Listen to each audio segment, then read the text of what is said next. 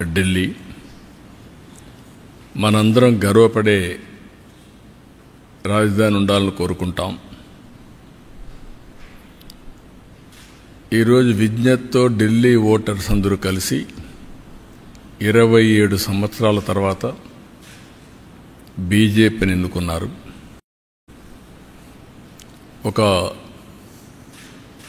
ఒక చారిత్రాత్మక విజయం ఇది. ఎందుకు నేను ఈ మాట చెప్తున్నానంటే, ఈరోజు గెలుపు అనేది ఒక బీజేపీకో ఒక ఢిల్లీలో ఉండే ప్రజలకే కాదు, భారతదేశంలో ఉండే ప్రజలందరికీ ఆత్మ గౌరవానికి సంబంధించిన విషయం. ఈరోజు ఎక్కడికి పోయినా ప్రపంచంలో మీది ఏ దేశం అంటే భారతదేశం చెప్తాం. మీ రాజధాని ఏదంటే ఢిల్లీ అని చెప్పుకొని గర్వంగా చెప్పుకుంటాం. మనం అందరం కూడా మనకు మంచి భవిష్యత్తు ఉండాలి, ఎక్కువ అవకాశాలు ఎక్కడ ఉంటాయనుకుంటే మన రాజధానికి పోవాలనుకుంటాం. అది రాష్ట్ర రాజధాని కానీ దేశ రాజధాని కానీ. యాస్పిరేషన్స్ని ఫుల్ఫిల్ చేసే ప్లేస్గా ఉండాలి. అలాంటి రాజధాని ఇటీవల కాలంలో ఒక వెదర్ పొల్యూషన్, ఒక పొలిటికల్ పొల్యూషన్, ఈ రెండు పొల్యూషన్స్ కలిపి ఢిల్లీకి పోవడం మానేసి ఢిల్లీ నుంచి వేరే ప్రాంతాలకు వెళ్ళిపోయే పరిస్థితికి వచ్చారు. ఒకప్పుడు బీహార్ నుంచి ఒక ట్రైన్ ఎవ్రీడే లేబర్ అంతా కూడా అక్కడ పోయి పని చేసుకుని మళ్ళా ఈవినింగ్ ఢిల్లీ నుంచి బీహార్కి వెళ్ళేవాడు. ఇప్పుడు బీహార్ నుంచి ఢిల్లీకి రావడంలా పరిపాలన అంటే ఎట్లుంటుందంటే, ఒక్కొక్కసారి పరిస్థితులన్నీ కూడా తారుమారయ్యే పరిస్థితులు వస్తుంది. దానికి ఉదాహరణ ఢిల్లీ. అయితే ఇక్కడ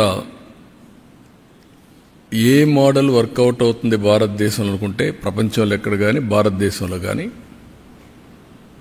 peoples first, people first.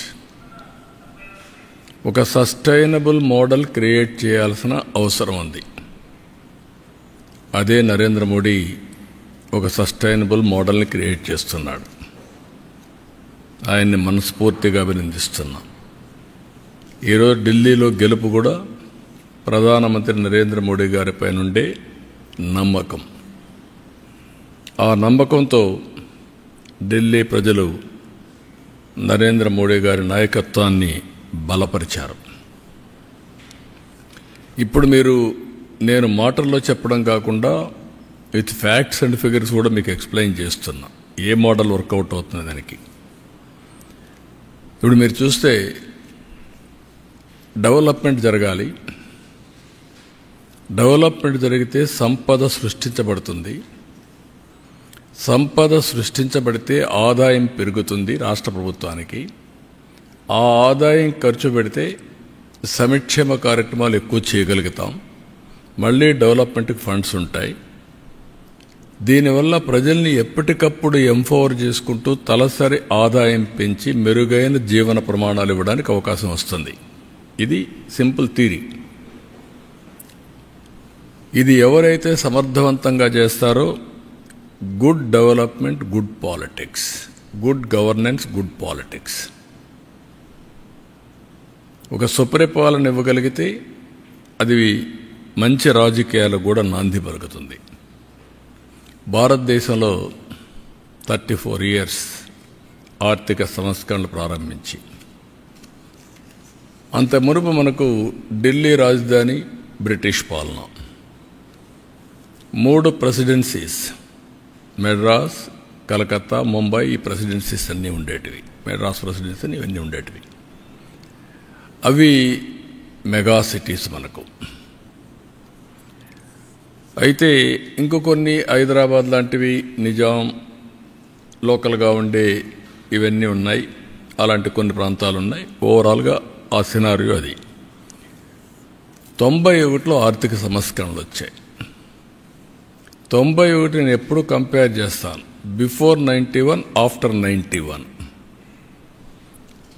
Pre 91 అనేది ఆర్థిక సంస్కరణలు రాని నేపథ్యంలో కాంగ్రెస్ పార్టీ మొనోపలి, ఒకే పార్టీ, సుస్థిరమైన ప్రభుత్వం, స్ట్రాంగ్ ప్రభుత్వం. ప్రపంచమంతా కూడా ఎగతాళి చేసే రోజులవి. హిందూ గ్రోత్ రేట్ మీకు 2% వస్తుంది, 1% వస్తుంది, మీకు అభివృద్ధి చేత కాదు అని ఎగతాళి చేసే రోజులు. అక్కడి నుంచి రిఫార్మ్స్ వచ్చాయి.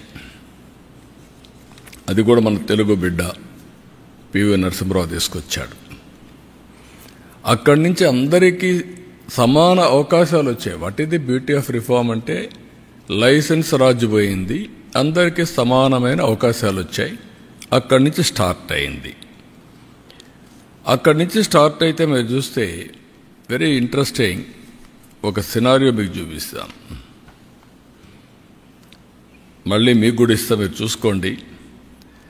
మహారాష్ట్ర 95లో $55 బిలియన్ జిఎస్టిపి, అది $490 బిలియన్ అయింది. అంటే 9 టైమ్స్ గ్రో అయింది. 95కు 2024కి 9 టైమ్స్ గ్రో అయింది. $3,500 పర్ క్యాపిటల్ ఇన్కమ్. ఇప్పుడు గుజరాత్ 24 బిలియన్ అది $370 బిలియన్ పెరిగింది. అంటే 15 సార్లు పెరిగింది. వాళ్ళ తలసరి ఆదాయం $4,500. అదే మరి వెస్ట్ బెంగాల్ అప్పటికే $51 బిలియన్, అది 241కే పెరిగింది. అంటే 4.7 టైమ్సే పెరిగింది.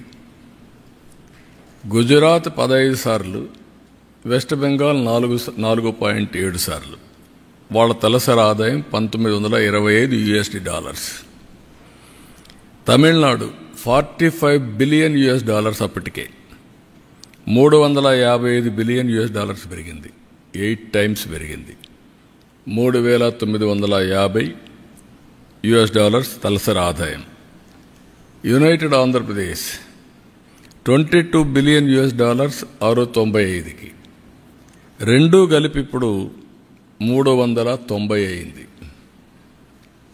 తెలంగాణ 200 అయింది, ఆంధ్రప్రదేశ్ 190కి తగ్గిపోయింది. అంటే రెండూ కలిపి మీరు చూస్తే $3,000 పర్ క్యాపిటల్ ఇన్కమ్. దాంట్లో ఆంధ్రప్రదేశ్ 2,40,000కి మిగిలిపోయి వాళ్ళు 3,56,000కి వెళ్ళే పరిస్థితికి వచ్చారు. Difference of governance I'm comparing year. Karnataka $43 billion $290 now billion 7 సార్లే పెరిగింది. తమిళనాడు 8 సార్లు పెరిగింది. కర్ణాటక మనం అనుకుంటున్నాం 7 సార్లే పెరిగింది. ఆంధ్రప్రదేశ్ 12 సార్లు పెరిగింది. ఇది కంబైన్డ్ ఆంధ్రప్రదేశ్ చూస్తే. అదే గుజరాత్ 15 సార్లు పెరిగింది. దీంతో $4,150 వచ్చింది. పాపులేషన్ తక్కువ ఉంది కాబట్టి. యూపీ $38 బిలియన్ నుంచి $356 బిలియన్ అయింది. 9 సార్లు పెరిగింది. $1,160 పర్ క్యాపిటల్, పెద్ద పాపులేషన్. రాజస్థాన్ $33 బిలియన్ అది 175 పెరిగింది. 5 సార్లే పెరిగింది. $2,100 తలసరి ఆదాయం. బీహార్ $7.55 బిలియన్ ఉండేది 120 అయింది. 16 సార్లు పెరిగింది. కానీ ఇప్పుడు కూడా $750 పర్ క్యాపిటల్ ఇన్కమ్ ఉంది. కేరళ $12.5 బిలియన్ నుంచి $160 బిలియన్ అయింది. 12 టైమ్స్ పెరిగింది. $3,500 పర్ క్యాపిటల్ అయింది. ఆల్ ఇండియా $330 బిలియన్ నుంచి $3,570 బిలియన్ పెరిగింది. ఇది 11 టైమ్స్ పెరిగింది. 2,300 మొత్తం తలసరి ఆదాయం. దీంట్లో మీకు గుర్తుపెట్టుకోవాల్సింది, ఇక్కడ మనం అర్థం చేసుకోవాల్సింది, 95లో ఆర్థిక సంస్కరణలు వచ్చాయి. ఫస్ట్ మూవర్ అడ్వాంటేజ్ టెక్నాలజీ తీసుకున్నాం. అక్కడి నుంచి అందరూ కూడా టెక్నాలజీ కొంత ముందు తీసుకున్నారు, కొంతమంది వెనకాల తీసుకున్నారు. నాలాంటి వాడు అందిపుచ్చుకొని చాలా ముందుకెళ్ళాం. దెన్ డెమోగ్రఫిక్ డివిడెంట్ అందరికీ ఉంది. మనం కొంచెం తొందరపడి పాపులేషన్ కంట్రోల్కి వెళ్ళాం, కొంతమంది పోలేదు, అవన్నీ ఉన్నాయి. కానీ ఇంకా ఎంగేజ్ ఉంది. దెన్ గుడ్ పబ్లిక్ పాలసీస్, అక్కడి నుంచి పోటీ ప్రపంచంలో మంచి పబ్లిక్ పాలసీస్ ఏవైతే తీసుకొచ్చామో, ఒక ఐటీ, ఒక ఇన్ఫ్రాస్ట్రక్చర్ గేమ్ చేంజర్గా మారాయి. వెల్త్ క్రియేషన్ అయింది, ఆపర్చునిటీస్ పెరిగాయి, గ్రోత్ మల్టిప్లైర్ ఎఫెక్ట్లో వెళ్ళిపోయే పరిస్థితికి వచ్చింది. అదే సమయంలో right leader, right time and continuation, it made all the difference. మీరు ఇక్కడ చూస్తే గుజరాత్ 15 సార్లు అందరికంటే హైయెస్ట్ పెరిగింది. ఈరోజు $4,500 వెళ్ళిపోయారు వాళ్ళు. వై? అంత మునుపున్న ముంబై, కలకత్తా, చెన్నైని డామినేట్ చేసి ముందుకెళ్ళారు. రెండోది టెక్నాలజీ హబ్స్ అయినటువంటి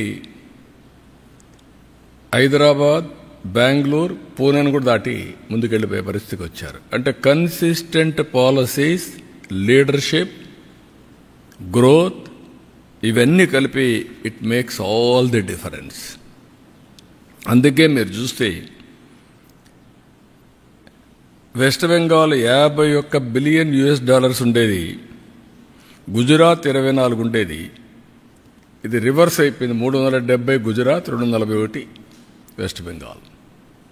సేమ్ మనుషులు, సేమ్ నీళ్లు ఉన్నాయి, సేమ్ అవకాశాలు, సేమ్ రిఫార్మ్స్. ఇవన్నీ కూడా మనం గుర్తుపెట్టుకోవాల్సింది. ఒక లీడర్ కానీ కరెక్ట్గా ప్లాన్ చేస్తే ఏం జరుగుతుందో ఇది ఒక ఎగ్జాంపుల్స్. ఇవన్నీ నేను అందుకే చాలాసార్లు చెప్పాను, భారతదేశానికి రైట్ టైంలో రైట్ లీడర్ నరేంద్ర మోడీజీ. కొంతమందికి ఇష్టమున్నా లేకపోయినా it is the right momentum. అలాంటి లీడర్షిప్ని ఇప్పుడు ఢిల్లీ కూడా ప్రజలు మళ్ళీ ఓట్లేసి గెలిపించారు. ఈ ప్రాసెస్ ఏంటని మన ప్రజలందరూ అర్థం చేసుకోవాల్సింది. కొంతమంది కరప్షన్లో ఇన్వాల్వ్ అవుతారు. ఆటోమేటిక్గా 5 ఏళ్లలో ఉన్నారు, కొంతమంది 10 ఏళ్లలో పోతున్నారు, కొంతమంది లాంగ్ టర్మ్లో కూడా ఉంటున్నారు, కానీ నష్టపోతున్నారు. కొంతమంది సంక్షేమం ఇస్తున్నామని బటన్ నొక్కడం, సంక్షేమ కార్యక్రమాలు ఇస్తున్నామని చెప్పి మాయమాటలు చెప్పడం, దెన్ కరప్షన్ చేయడం. దీంతో ప్రజలు రియలైజ్ అయ్యేదని టైం పట్టచ్చు. 1 టర్మ్ పట్టచ్చు, 2 టర్మ్లు పట్టచ్చు. దెన్ ఎక్కడికక్కడికి ఈ పొలిటికల్ పొల్యూషన్ చేస్తూ వస్తున్నారు. ఎవరైనా మాట్లాడితే ఎదురుదాడి చేయడం, వాళ్ళని అరెస్టులు చేయడం, లేకుంటే వాళ్ళ మీద ఒత్తిడి పెంచడం, సోషల్ మీడియాలో అవమానం చేయడం, ఒక పొల్యూషన్.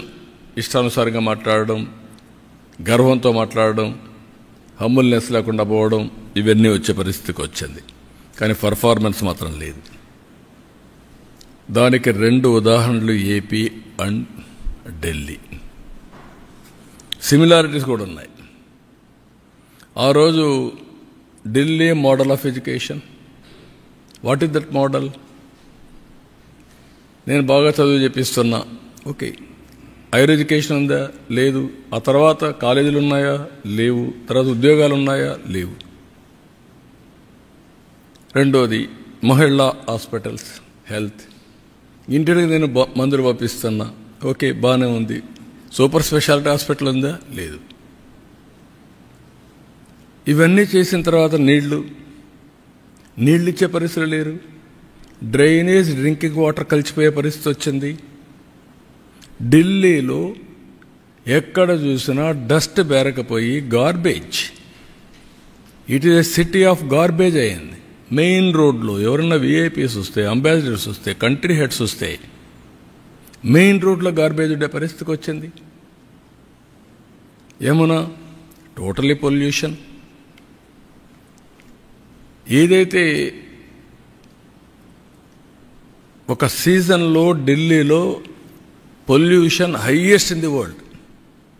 మోస్ట్ పొల్యూటెడ్ సిటీ ఏదైనా ఉందంటే ఢిల్లీ దానికి చిరునామా అనే పరిస్థితికి వచ్చాం. అందుకే నేను మొన్న ఎన్నికల్లో చెప్పాను, it is a total failure model. I'm not criticising individuals. It is a failure model itself is a failed model.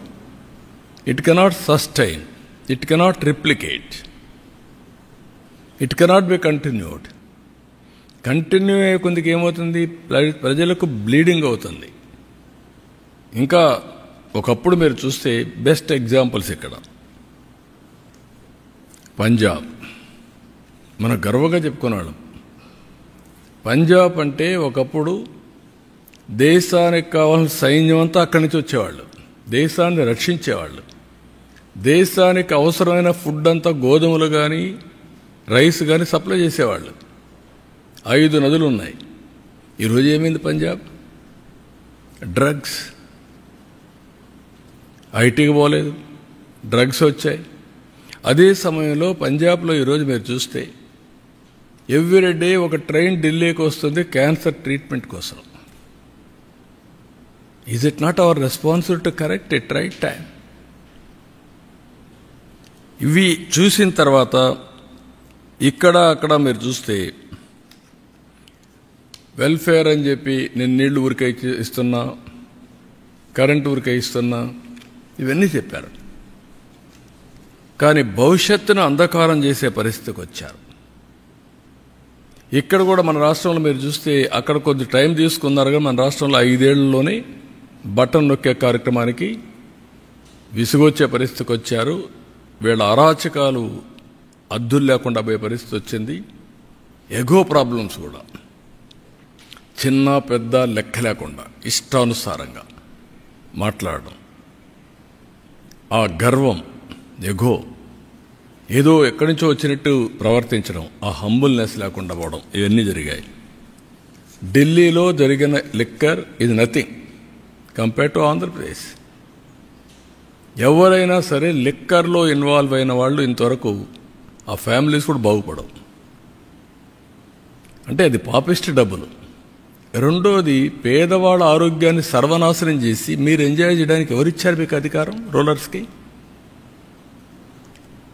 మామూలుగానే లిక్కర్ అనేది నేనున్నప్పుడే ఈఎన్ఏ ఎక్స్ట్రా న్యూట్రల్ ఆల్కహాల్ తయారు చేశాను 2 times న్యూట్రలైజ్ చేయడానికి.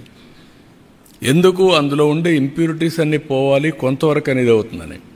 ఇప్పుడు మీరేం చేశారు? రా లిక్కర్ ఇచ్చే పరిస్థితికి వచ్చారు. టోటల్గా ఆ లిక్కర్ తాగితే ఏమవుతుందో తెలియకుండా కిడ్నీస్ ఫెయిల్ కావడం, చాలా సమస్యలు వచ్చాయి. సిస్టాన్ని మొత్తం సర్వనాశనం చేశారు. డిస్టిలరీస్ లాగేసుకొని డిస్ట్రిబ్యూషన్ అంతా వెళ్ళే చేసి సెకండ్స్ అమ్మి ఆడి నుంచి ఎక్కడ చూసినా ఆన్లైన్ పేమెంట్స్ లేకుండా చేసే పరిస్థితికి వచ్చారు. ఇక్కడ మొన్న చూశారు మీరు ఋషికొండ,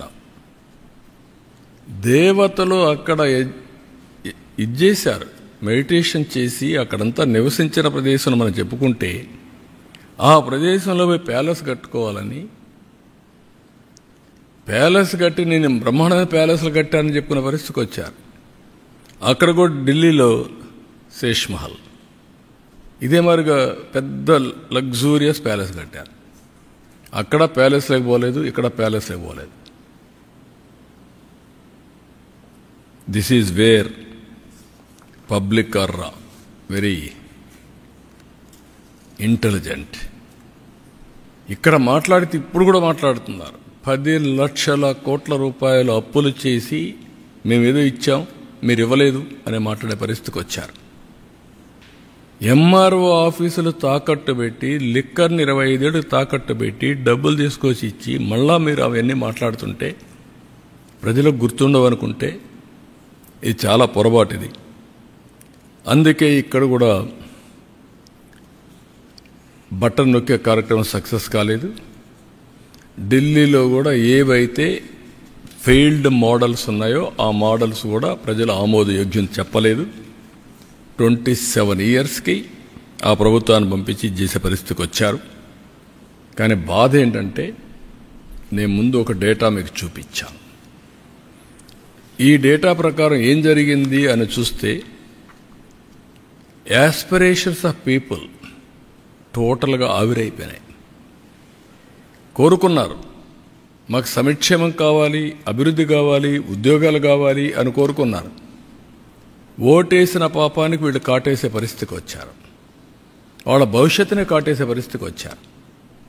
ఇప్పుడు దాంతో ఏమైంది?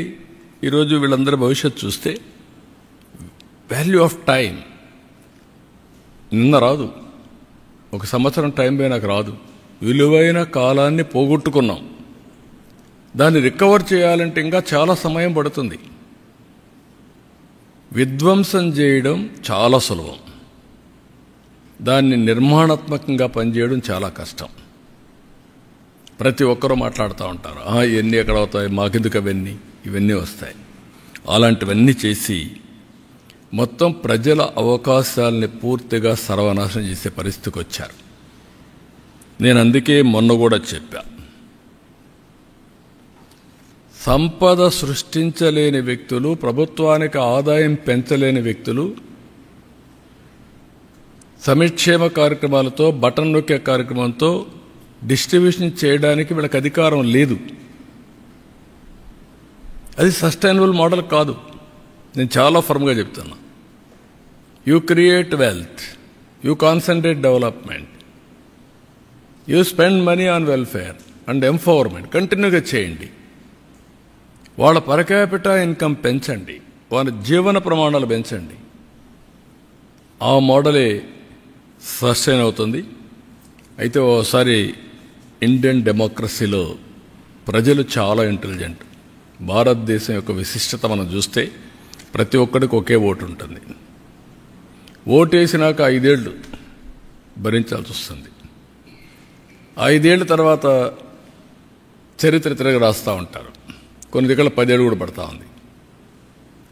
అయితే ఇది చూసినప్పుడు కులాల పేరుతో, మతాల పేరుతో, ప్రాంతాల పేరుతో కొంతమంది మోసపోయే పరిస్థితులు కూడా ఉంటారు. ఏది జరిగినా నష్టం మాత్రం వాళ్ళకే ఉంటుంది. అందుకే నేను చూశాను, ఈరోజు చెప్పింది కామన్ సెన్స్ అయితే మాత్రం భారతదేశంలో ఓటర్కి అబండెంట్ కామన్ సెన్స్ ఉంది. మంచి అని చెప్పే మనస్తత్వం ఉంటుంది. ఒక్కోసారి మోసపోయినప్పుడు మళ్ళీ దానికి అవకాశం కోసం సెర్చ్ చేసే పరిస్థితికి వస్తారు. అదే ఢిల్లీలో జరిగింది, అదే ఆంధ్రప్రదేశ్లో జరిగింది. ఈ మిస్లీడింగ్ వల్ల చాలా కాస్ట్ అవుతుంది. ఒకసారి ఇదైపోయిన తర్వాత మళ్ళీ దాని నుంచి తప్పించుకోవాలంటే చాలా సమయం పడుతుంది. వీళ్ళు ఎప్పటికప్పుడు ఎలాంటి విష ప్రచారాలు అంటారా, లేకుంటే పొలిటికల్ పొల్యూషన్ అంటారా, ఏదన్నా కానీ ఇది చాలా డేంజర్ ఫర్ ది నేషన్. సమాజానికే పెద్ద ప్రమాదం. అందుకే 35 సంవత్సరాలు, 30 ఏళ్ళు ఆల్ డేటా ఈజ్ అవైలబుల్. ఎప్పుడు ఎవరు పరిపాలించారో కూడా అవైలబుల్, బ్లాక్ అండ్ వైట్. ఇది డిబేట్ జరగాల్సిన అవసరం ఉంది దేశాల్లో. ఎవరి పాలసీలు ఏం తీసుకొచ్చాం, ఆ పాలసీల వల్ల ప్రజల జీవితాల్లో ఏ విధంగా ప్రభావితం చేశాయి,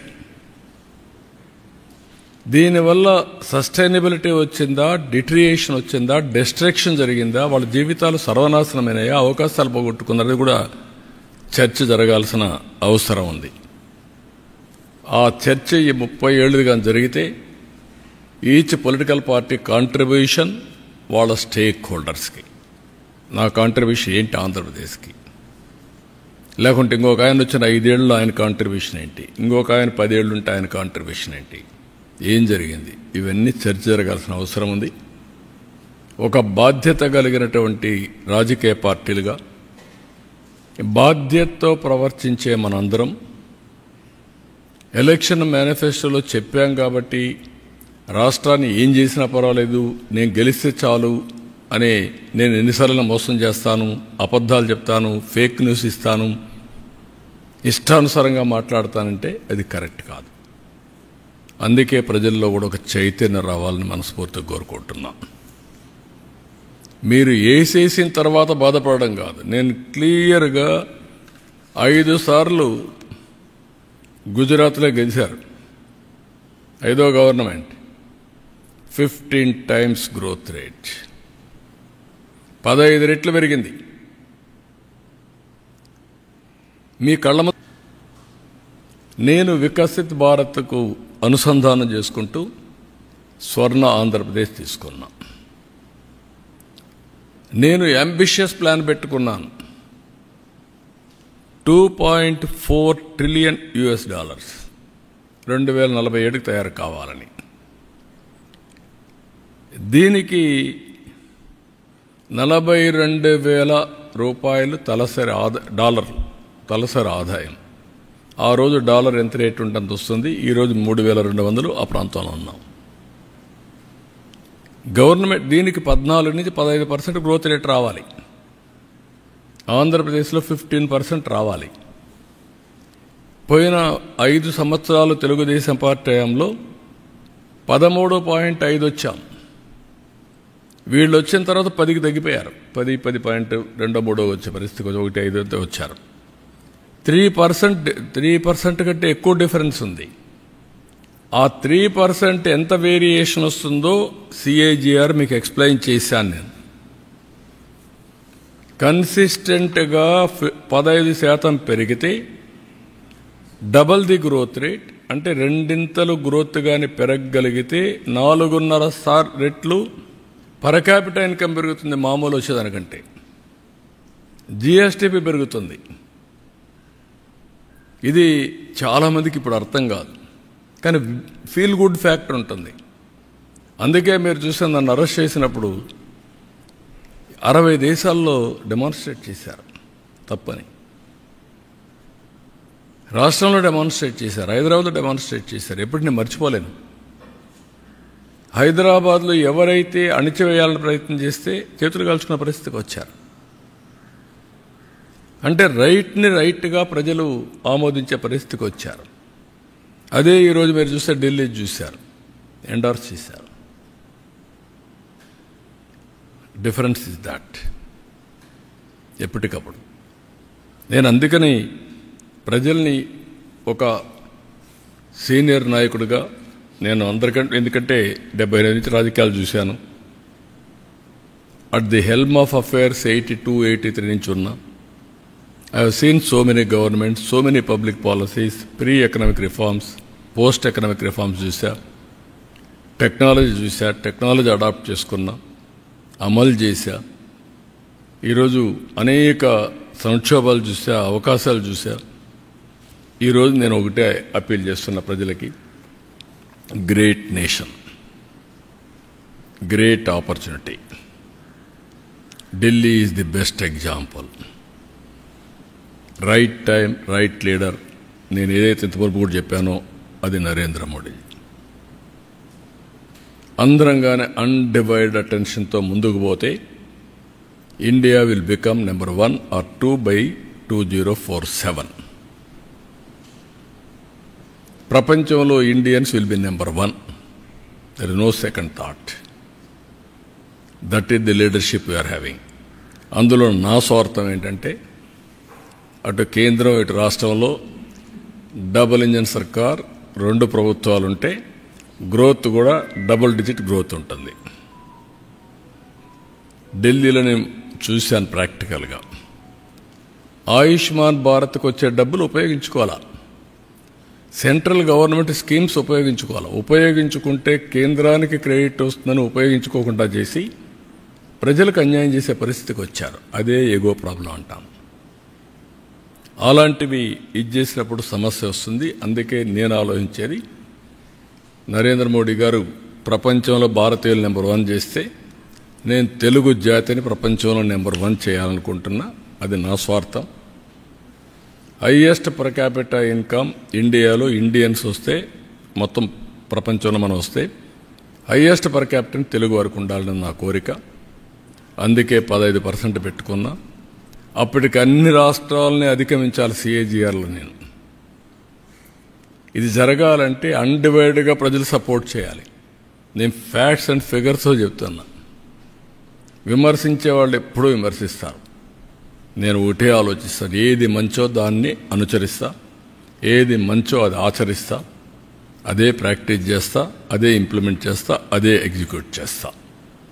అదే రియల్ టైం గవర్నెన్స్, అదే పాజిటివ్ పబ్లిక్ పర్సెప్షన్, అదే ఈరోజు వాట్సాప్ గవర్నెన్స్, అదే ఈరోజు మీరు చూస్తే 14-19లో 13.5% గ్రోత్ వచ్చింది.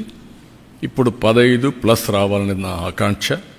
ఇది రావాలంటే ప్రజలందరూ కూడా ముందుకు రావాలి, అందరూ కూడా సహకరించాలి.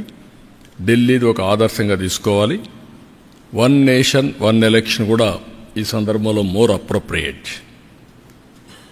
ఎప్పుడు ఎలక్షన్స్ మీద కాకుండా ఎప్పుడు అభివృద్ధి పైన, సంక్షేమం పైన, ఎంపవర్మెంట్ మీద శ్రద్ధ పెట్టాల్సిన అవసరం ఉంది, ఫోకస్ చేయాల్సిన అవసరం ఉంది. This is the message I want to give. So అప్పటికి ఆంధ్రప్రదేశ్కు, ఆల్ ఇండియాకు చూస్తే, పాపులేషన్ చూస్తే ఇండియా విజన్ ప్రకారం $3.30 ట్రిలియన్. నా లెక్క ప్రకారం అది 50 కూడా పోయే అవకాశం ఉంది కరెక్ట్గా చేస్తే. $18,000. అది ఇంకా పెంచాలి, పెంచే అవకాశాలు కూడా ఉన్నాయి. ఆంధ్రప్రదేశ్ వచ్చే కొందికి $42. ఇప్పుడు ఆల్ ఇండియా లెవెల్ కంటే పర్ క్యాపిటల్ కొద్దిగా ఎక్కువ ఉన్నాం, తెలంగాణ కంటే తక్కువ ఉన్నాం, సౌత్ ఇండియాలో అందరికంటే తక్కువ ఉన్నాం. సో మనందరి మీద ఒక గురుతరమైన బాధ్యత ఉంది. ఇది చేయాలంటే అందరి సహకారం అవసరం. నేను అందుకే మొత్తం ఫ్యాక్ట్స్ అండ్ ఫిగర్స్ ఇలాంటి సందర్భంలో పెడితే ప్రజలకు అర్థమవుతుంది. నేను వ్యక్తుల్ని విమర్శించడానికి కాదు, వాళ్ళు అవలంబించిన సిద్ధాంతాల వల్ల లాభం రాలేదు, రావు. అవన్నీ ఫెయిల్డ్ సిద్ధాంతాలు. ఇండియన్ పాలిటిక్స్లో చాలా చూసాం. ఒకప్పుడు కమ్యూనిస్ట్ పార్టీలు చాలా బలంగా ఉన్నాయి, ఈరోజు ఆదరణ కోల్పోయారు. అదే మరిగా నాయకులు ఒక్కొక్కసారి ఒక ఎలక్షన్లో వింటారు, రెండో ఎలక్షన్లో వదిలిపెట్టే పరిస్థితిలో వస్తున్నారు. ఇలాంటివన్నీ కూడా వేరియస్ ఎక్స్పెరిమెంట్ జరిగే దేశంలో. ఈ ప్రయోగాలన్నీ చూసిన తర్వాత నేను ఫస్ట్ నుంచి ఏదైతే నమ్మానో ఆ నమ్మిన సిద్ధాంతం కోసం, అందుకే ఒకసారి నేను 95 సీఎం ఈజ్ డిఫరెంట్, తర్వాత వచ్చినప్పుడు డిఫరెంట్ అని, 95లో నేను చేసింది ప్రజలను కూడా క్యారీ చేశాను. ఎప్పటికప్పుడు కన్విన్స్ చేసుకుంటూ ఎడ్యుకేట్ చేస్తా పోయాను. ఇప్పుడు నరేంద్ర మోడీ గారు అదే చేస్తున్నారు, ఎవ్రీ ఎలక్షన్లో గెలుస్తున్నారంటే ఈరోజు ప్రజలకు సంతృప్తి కలిగే పాలన. టుడే హ్యాపీగా ఉండాలి, భవిష్యత్తు మీద ఆశ ఉండాలి. ఈ రెండు చేయడమే కరెక్ట్ విధానం. అదే వారు చేస్తున్నారు. అదే మరిగా sustainable development through good governance. So this is what I want to convey.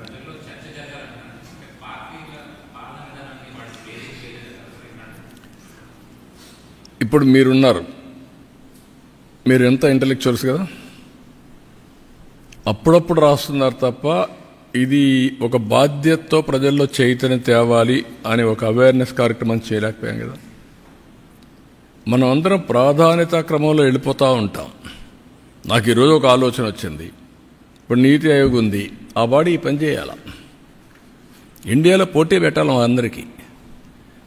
ఇప్పుడు ఏమంటున్నాం, తప్పడం లేదు, అదర్ పార్టీస్ సంక్షేమం ఇస్తాను, అందరూ మనం కూడా ఇవ్వాలంటున్నాం. ఇవ్వాలి. సంక్షేమం ఇవ్వాలంటే అప్పులు చేసి ఇవ్వడం కాదు, సంపద సృష్టించి ఇవ్వాలి. ఈ విషయాలు మనం చెప్తున్నాం. అందుకే మొన్న నేను చెప్పిన తర్వాత 1 సైడ్ ఎలక్షన్స్ అయినాయి, 93% స్ట్రైక్ రేట్. అది తీసుకెళ్ళగలిగాం. ఆ పొలిటికల్ అవేర్నెస్ తెచ్చాం. అది ఒకరోజు చేస్తే సరిపోదు. కామన్ మ్యాన్ యాస్పిరేషన్స్ ఉన్నాయి, పొలిటికల్ పార్టీ కార్యకర్తలకు యాస్పిరేషన్స్ ఉన్నాయి. ఆ యాస్పిరేషన్స్ నేను ఫుల్ఫిల్ చేయాలి, ఎడ్యుకేట్ చేయాలి, కన్సిస్టెంట్గా చెప్పాలి. ముఖ్యమంత్రి కానప్పుడు నాకు అన్ని పాజిటివ్ పాయింట్స్ ఉంటాయి. ఇప్పుడు నేను పర్ఫార్మెన్స్తో పబ్లిక్ని కన్విన్స్ చేయాలి. ఏ కార్యకర్త, ఏ ఆఫీసర్ తప్పు చేసినా అది కూడా నెగిటివ్ నాకే వస్తుంది, ముఖ్యమంత్రికే వస్తుంది. అది ప్రజలకు అర్థమయ్యేటికి చెప్పాలి. మళ్ళీ నేను యాక్షన్స్ కూడా తీసుకోవాలి. ఈ రెండు బ్యాలెన్స్ చేయాలి. ఆ బ్యాలెన్స్ మిస్ అయితే ప్రాబ్లం వస్తుంది. అందుకే చెప్పా సో మెనీ టైమ్స్. 1995 నిన్న ఉదాహరణకు నేను క్విక్ డిస్పోజల్ ఆఫ్ ఫైల్స్ చెప్పాను క్యాబినెట్లో. రకరకాలుగా రాస్తారు, వక్రీకరించి రాస్తారు. అంటే ఆన్ టెక్నాలజీలో ఫైల్స్ అన్నీ క్లియర్గా ఆన్లైన్లో ఉన్నాయి. నాకు ఎప్పుడు ఫైల్ వచ్చింది, ఎప్పుడు పంపించాం. ఇది సమర్థత బేరే చేయడం కాదు, ఇది క్విక్ డిస్పోజల్ ఆఫ్ ఫైల్స్. దాంట్లోనే నాకు వచ్చేటి ఎక్కువ ఫైల్స్ వచ్చాయి. నా తర్వాత హెచ్ఆర్ మినిస్టర్కి ఎక్కువ ఫైల్స్ వస్తాయి, ఎడ్యుకేషన్లో ఎక్కువ వస్తూ ఉంటాయి. ఆ తర్వాత మూడో మంత్రి ఎవరో ఉన్నారు. ఇవన్నీ చూసిన తర్వాత నేను బేరే చేసిన తర్వాత నేను ఏం చెప్పానంటే మంత్రులందరికీ, ఎంత త్వరితగతిన మీరు ఫైల్స్ డిస్పోజ్ చేస్తే మనకు ఫలితాలు కూడా మెండుగా ఉంటాయి. ఇది మెజరబుల్. మీరు అందరూ టీమ్గా పనిచేయండి. నేను ఇది కూడా చూస్తున్నాను. రేపు రాబోయే రోజుల్లో every file will be online. ఆన్లైన్లో ఉంటే ప్రతి ఒక్క అధికారిని నేను రేపు అడిగే పరిస్థితి వస్తుంది బేరీ చేయడానికి. నీకు ఒక 5 ఫైల్స్ వచ్చాయి, వారం రోజుల్లో క్లియర్ చేయకపోతే నువ్వేం పని చేస్తున్నావు? Is it not your responsibility? ఇది వాట్సాప్ గవర్నెన్స్ తీసుకొచ్చాం. It is innovative. ఈరోజు ఆల్ టికెట్స్ ఇంటర్మీడియట్ వాట్సాప్ గవర్నెన్స్లో కొడితే వస్తుంది. Is it not a big change? దాన్ని విమర్శించడం ఏంటి? అంటే ఎక్కడికి పోతున్నాం? పాన్ కార్డు కూడా వాట్సాప్లో పెట్టి డబ్బులు కడతా ఉంటే ఇదేదో డేటా పోతుంది అంటే ప్రజల్ని మభ్యపెట్టి వక్రీకరించి మాట్లాడి ప్రజల్ని ఎప్పటికప్పుడు ఇష్టానుసారంగా పక్కదారి పట్టించడానికి చేసే ప్రయత్నాలు ఇవే. ఈ ప్రయత్నాలు ఉన్నప్పుడు నేను మాట్లాడడం కాదు, మీడియా మీరు మాట్లాడాలా, మీరు కాదు ప్రజలు మాట్లాడాలా, ఇంటలెక్చువల్స్ మాట్లాడాలా. ఎలక్షన్ల ముందు ఓటేయడం కాదు, ఓటేశారు, బాధ్యతగా వేశారు, అవేర్నెస్ వేశారు, మీ ఆస్పిరేషన్స్ ఫుల్ఫిల్ అవుతాయని వేశారు. ఇప్పుడు మీరు చేయాల్సింది ఏంటి? దీన్ని కంటిన్యూగా మనం అందరం కలిసి సమిష్టిగా చైతన్యంతో ముందుకు పోతే 15% గ్రోత్ వచ్చిందనుకోండి, ఎవరికి లాభం? రాష్ట్రానికి లాభం, ప్రజలకు లాభం, మీ తలసరి ఆదాయం పెరుగుతుంది. నిన్న ఎండ్ టు ఎండ్ వర్కౌట్ చేశాను, 3 hours కూర్చున్నాను అగ్రికల్చర్లో. సాయిల్ హెల్త్ దగ్గర నుంచి నాశనం చేశారు. ఉదాహరణ సాయిల్ హెల్త్ అంటే ఏంటి? నేను ఒకప్పుడు మైక్రో న్యూట్రియంట్స్ ఫ్రీగా ఇచ్చాను, ఇప్పుడు సాయిల్ టెస్ట్ చేయడం మానేశారు. ఇప్పుడు మళ్ళీ సాయిల్ టెస్ట్ ఇచ్చేసి మైక్రో న్యూట్రియంట్స్ ఇచ్చి Andhra Pradesh farmers are very good. దానికి నేను మనస్ఫూర్తిగా అభినందిస్తున్నా. వెరీ ప్రోగ్రెస్ ఫార్మర్స్ మనవాళ్ళు మీరు చూస్తే ఒక మాట చెప్తే అల్లకపోతారు. వీళ్ళు రాయదుర్గెళ్ళి వేరే రాష్ట్రాల్లో బ్రహ్మాండంగా వ్యవసాయం చేశారు. ఒకప్పుడు తెలంగాణకి ఇక్కడి నుంచి వెళ్ళిపోయారు, బళ్ళారి ఆ ప్రాంతానికి వెళ్ళారు, ఆఫ్రికాకి వెళ్ళారు, వేరే రాష్ట్రాలకు వెళ్ళారు, ఎక్కడ నీళ్లుంటే అక్కడికి వెళ్ళిపోయారు. వెళ్ళిపోయేసి అవకాశాలు బ్రహ్మాండంగా ప్రూవ్ చేశారు. ఇప్పుడు హార్టికల్చర్ కానీ, అక్వాకల్చర్ కానీ, స్పైసెస్ కానీ వీఆర్ నెంబర్ 1. ఇక్కడ ఆ మోడల్స్ని క్రియేట్ చేసి మనం ఫెసిలిటేట్ చేస్తే బ్రహ్మాండంగా చేసి పామాయిల్ వీఆర్ నెంబర్ 1. అందుకని నేను చాలా క్లియర్గా ఆదాయాన్ని పెంచే మార్గం, రైతులకు వ్యవసాయ ఖర్చులు తగ్గించడానికి టెక్నాలజీ ఎట్లా ఉపయోగించుకోవాలి, నేచురల్ ఫార్మింగ్ చేస్తే దీన్ని ట్రేసబిలిటీ సర్టిఫికేషన్ చేసి ధర ఎక్కువ ఎట్లా సంపాదించుకోవాలి, దానికి కావాల్సిన ప్లేయర్స్ ఇవన్నీ తీసుకొచ్చి వర్కౌట్ చేస్తున్నాం. It will take some time, but that is a revolution అవుతుంది. For the last 10 years 8.8% growth వచ్చిన ఏకైక రాష్ట్రం ఆంధ్రప్రదేశ్ అగ్రికల్చర్లో, వ్యవసాయం. నేను వాస్తవంగా ప్రజల్ని, రైతుల్ని మనస్ఫూర్తిగా అభినందిస్తున్నా. ఇది రాబోయే రోజుల్లో ఇంకా పెరుగుతుంది. ఇండియాకే కాదు ప్రపంచానికే ఫుడ్ బాస్కెట్గా తయారవుతుంది ఆంధ్రప్రదేశ్ రాష్ట్రం. ఎక్కువగా ఫ్రూట్స్ కానీ, లేకపోతే అక్వాకల్చర్ కానీ, మీట్ కానీ, డైరీ కానీ, ఇవన్నీ అంత పొటెన్షియల్ ఎక్కడుంది, అంత ప్రోగ్రెస్ ఫార్మర్స్ ఉన్నారు.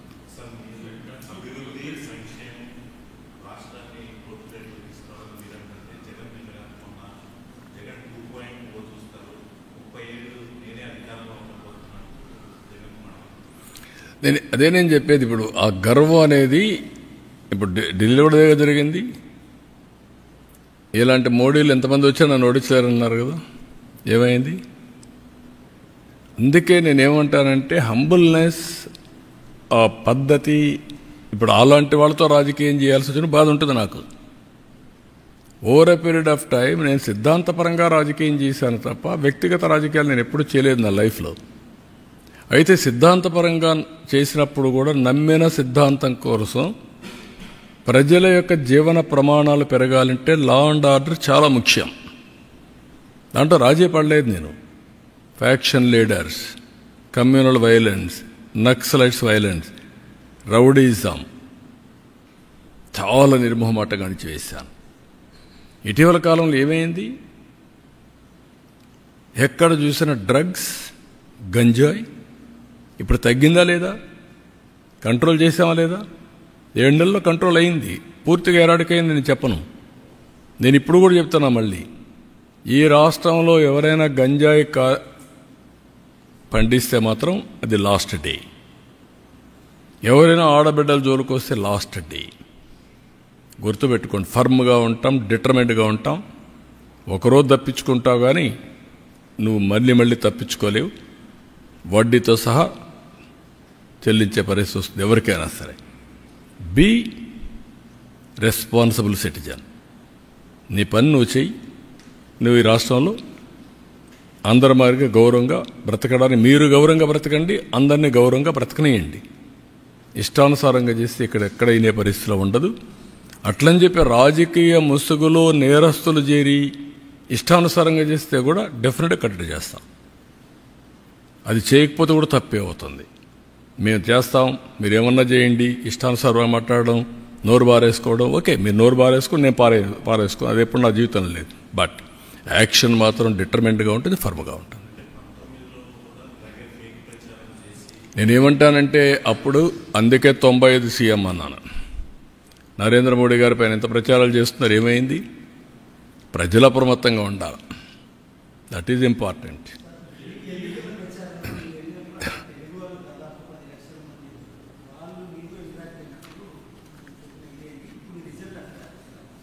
నేననేదంటే నేను పోయిన దానికి వచ్చిందనేది కాదు. ఇది బీ క్లియర్, మీరందరూ గుర్తుపెట్టుకోవాలి. ప్రధానమంత్రి నరేంద్ర మోడీ గారి పైన నమ్మకం ఇది. ఆయన అవలంబించే మోడల్ ఈజ్ రైట్ మోడల్ అని ప్రజలు విశ్వసిస్తున్నారు. అందుకే 3 సార్లు గెలిచారు. గుజరాత్లో 5 సార్లు గెలిచారు. ఆ నమ్మకం అనేది అక్కడ ప్రజల్లో చైతన్యవంతమైన ప్రజానీకం. ఇప్పుడు మీరు అడుగుతున్నారు, అక్కడ మళ్ళీ వేరే వాళ్ళు గెలుస్తారని నమ్మరు. ఆయనకి ఇప్పుడే డౌట్, మళ్ళీ 2.0 వస్తానన్నాడు. అంటే మీకు ఇప్పటి నుంచే మళ్ళీ ఫియర్ సైకో స్టార్ట్ అయిపోతా ఉంది. వాడు వస్తే ఏమవుతుంది, మళ్ళీ నిద్రపోతామా లేదా, ఏమైపోతాం అంటే దాంతో మనం ఇంకొంచెం నర్వస్ అయ్యి ఇంకా ఎక్కువ తప్పులు చేయాలని చూస్తాం. I'm not interested in that. I want deal firmly everybody equally. కాబట్టి మీరు అన్ని దాంట్లో ఒకటే గుర్తుపెట్టుకోవాల్సింది ఏంటంటే model is same, people are different. But ultimately every citizen is thinking same. యూనిఫామ్గా అదే ఆలోచిస్తాడు. ఓసారి మోసపోతారు. మోసగాళ్ళు ఉన్న దగ్గర మోసపోతారు. మోసగాళ్ళు లేకపోతే కొంచెం స్ట్రైట్గా పోతూ ఉంటారు. అది వచ్చింది. దాన్ని ఇప్పుడు ఎక్స్ట్రా ఎఫర్ట్ పెట్టాలి. ఇక్కడ ఈ పొలిటికల్ పొల్యూషన్కి ఈ ఇంటర్నెట్లో పెట్టే, సోషల్ మీడియాలో పెట్టేదంటే నేను ఎక్స్ట్రా ఎఫర్ట్ పెట్టాలి everyday. That is biggest task. నేను అందరికంటే బాగా పనిచేసి సంపద సృష్టిస్తానని చెప్తున్నాను. నీ సంపద ఎవరికి కావాలి? నువ్వు కక్ష తీర్చుకో, లేకపోతే నన్ను తిట్టు అంటే నేను ఎక్కడ తిట్టగలుగుతానవన్నీ? రాజకీయాల్లోకి వచ్చింది పబ్లిక్ని తిట్టడానికో లేకుంటే చేయడానికి కాదు కదా. దుర్మార్గుల్ని హ్యాండిల్ చేయాలి. No question of compromise. అవినీతి పరులు గుండెల్లో నిద్రపోవాలి. No question. At the same time political victimisation నేను రాలా. నా life is not meant for that. కానీ అండర్ ఎస్టిమేట్ చేసి నాతో ఆడుకోవచ్చు అనుకుంటే మాత్రం నేను కూడా ఒక్కొక్కసారి మోసపోతాను, కానీ ఎప్పుడు మోసపోను. అప్రమత్తంగా ఉంటే ఎవడు ఎక్కడే పెట్టాలో అందరిని అక్కడే పెడతాం.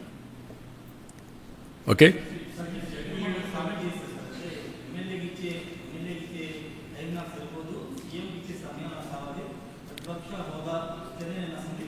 దాన్ని ఏమంటారు బ్రదర్? నువ్వు నన్ను అడుగుతున్నావు ఏమంటావు దాన్ని? నీతో ఎవరన్నా మాట్లాడుతున్నావు ఏమంటావు? ఒప్పుకుంటావా? మీ ఇంట్లో నీకు ఏమైతే మాట్లాడితే నీ పక్కన మాట్లాడితే ఒప్పుకుంటావు వారిగా? మరి ఇక్కడ ఎందుకు ఒప్పుకుంటున్నావు అంటే నువ్వు ఎందుకు అడుగుతావు నన్ను? దట్ ఈజ్ వేర్ అదే ప్రాబ్లం. మీకు అక్కడే చెప్పాలా మీకు ధైర్యం ఉంటే. ఏమయ్యా నీకు ఎమ్మెల్యేగా ఓటేశారు, ఎంపీగా ఓటేస్తే ఎంపీగా ఉంటాడు తప్ప ప్రతిపక్ష స్థానానికి వేయకపోతే నాకు ప్రతిపక్ష స్థానం ఇవ్వాలి, పీఎంతో సమానంగా ఇవ్వాలంటే ఎందుకు ఇస్తారండి? ఎందుకు ఇవ్వాలంటున్నా? ఎవరిస్తారు? బ్యూటీ ఆఫ్ డెమోక్రసీ అర్థం చేసుకోకపోతే, ప్రజాస్వామ్య విలువలు అర్థం కాని వాళ్ళకి ఈ మరిగిన ఉంటారు. వితండవాదాలు చేస్తే ఎవరు సమాధానం చెప్పలేం.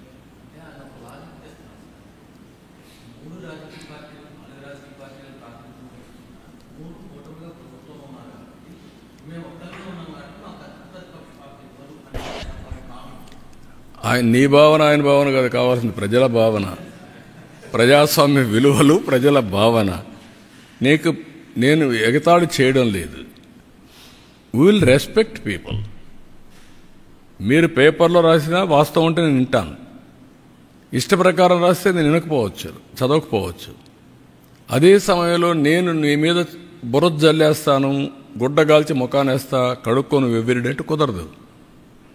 I have to say very emphatically, damage చేస్తాను, ఇదే మరి చేస్తాను అంటే కుదరదు. That is where I'm saying. మీ డెమోక్రసీలో ఎందుకంటే నేను ముఖ్యమంత్రి స్థానంలో కూర్చుంటాను, నాకు ఓట్లు వేసారంటే ఎట్ట అవుతుందండి? Be clear.